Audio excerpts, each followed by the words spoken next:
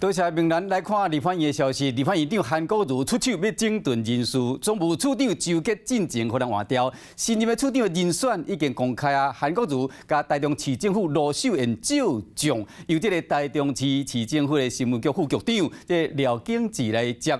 会使感受到韩国瑜想要整顿国会决心，进前风声讲啊，伊伫会议中捌引用这个小说《鹿鼎记》的故事，提醒这主管用人爱细致，甚至佫要求大家爱交报告。啊，另外今仔日伫立法院的本所场，向向出现真侪中国进口过期的快胎，数量有几百箱，引起真侪人的讨论。啊，到底什么人担的？国民党立委陈菊珍讲，因为办公室需要装潢，这是因担的。一个一个做阿爸用塑胶落个玻璃，伫无看唔到，这拢是无人用过快台汽车，当咧红等伫咧地方以内本所场内底。前个人员会知影关键整理，准备好本所车载走，只是真侪堆快胎到底是上单的？真了甲看，这是由厦门宝泰生物科技公司出产。伫咧2020年疫情严重时，陈友典就爆发这种品牌快胎。那最近不是立法院要做新的办公室的装修吗？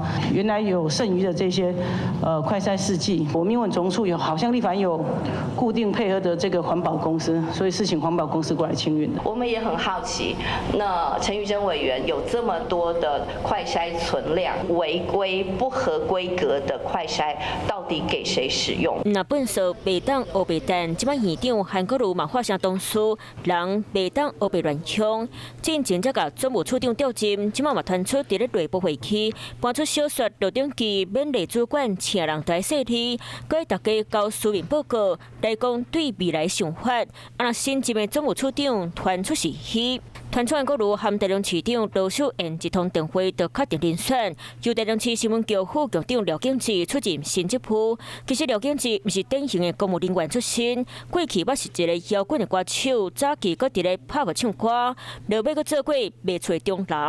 这个人事是这个韩院长跟我亲自敲定的哈。那人才大家一起用，那现阶段立法院需要帮忙，我们当然愿意尽力。